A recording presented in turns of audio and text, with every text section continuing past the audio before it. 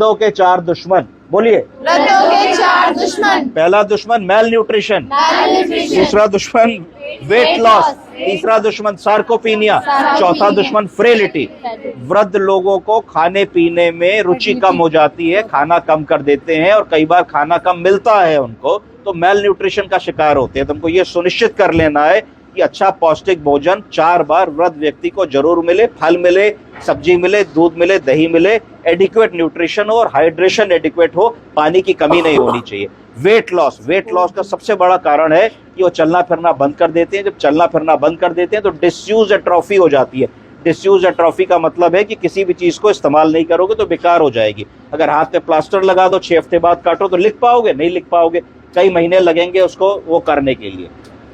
फिर आई फ्रेलिटी की बात। फ्रेलिटी का मतलब है कि जब हमने ये मान लिया कि अब हम बुजुर्ग हो गए, हमने कहा फ्रेल एल्डरली हो गए।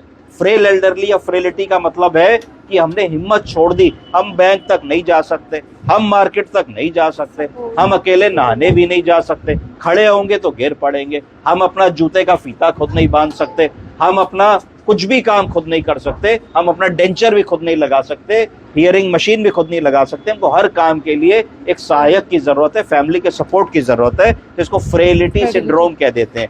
तो हर घर में हमने देखा होगा कि हमारे वृद्धों में एक न एक स्थिति ऐसी आती है जब वो बहुत ज्यादा फ्रेल होने लगते हैं। तो हमको पिक करना है कि देखो ये फ्रेल हो रहे हैं। तो फ्रेलिटी के बहुत सारे ऐसे कारण होते हैं जो रिवर्सिबल होते हैं, जिनको ठीक कर सकते हैं, तो उनको ठीक करने की कोशिश करनी चाहिए। खाली फ्रेलिटी को ये नहीं मान लेना चाहिए कि ये बुढ़ापे की वजह से हो रहा है। फ्रेलिटी बीमारी की वजह से भी हो सकता है, न्यूट्रिशन की वजह से भी हो सकता है, उसको हम ठीक कर सकते हैं। चौथी चीज आई सार्कोपीनिया, बोलिए। सार्कोपीनिया का मतलब है कि अगर आप एक बुजुर्ग आदमी को शीशे के सामने खड़ा करें तो आप देखेंगे कि उसके हाथ पैर पतले पतले दुबले दिखते हैं शरीर के मुकाबले। इसका मतलब है कि उस व्यक्ति का लॉस ऑफ मसल स्ट्रेंथ हो रहा है, लॉस ऑफ मसल मास हो रहा है और लॉस ऑफ मसल वॉल्यूम हो रहा है। तो तीनों चीजों को सार्कोपीनिया कह दिया जाता है। ये इसलिए होता है कि जब मरीज या व्यक्ति चलना फिरना बंद कर देते हैं, टहलना बंद कर देते हैं, सैर करना बंद कर देते हैं, बेसिक एक्टिविटीज में इन्वॉल्व नहीं होते, तो धीरे धीरे वियर एंड टियर होने लगता है बॉडी में और मसल खत्म होने लगती है। मसल खत्म होने से क्या होता है कि शरीर में सपोर्ट ही नहीं रहा, हम चल रहे हैं तो गिर रहे हैं, फिर हम धीरे धीरे छड़ी पे आ गए, फिर छड़ी के बाद वॉकर पे आ गए, फिर वॉकर के बाद हम स्ट्रेचर पे आ गए और हमारा एक्टिविटी एब्सोल्युटली जीरो हो गई। तो इतनी चीजें हम लोग को ध्यान में रखनी है कि ये अगर ध्यान रखेंगे तो हेल्दी एजिंग की बात करेंगे। एज क्या है और एजिंग क्या है? एजिंग को होम्योस्टेनोसिस कहते हैं। होम्योस्टेनोसिस का मतलब है कि हर व्यक्ति जो पैदा हुआ है वो एक दिन एडल्ट होगा 20 साल की उम्र में, और 20 साल की उम्र के बाद से उसके शरीर में चीजें कमजोर होने लगेंगी, जीर्ण शीर्ण होने लगेंगी। जैसे मुझे चश्मा लग गया, आपको भी लग गया। किसी के दांत में फिलिंग है आप लोगों में से? No sir. नहीं है किसी के दांत में, है ना? तो इसका मतलब है कि दांत गड़बड़ होने लगा।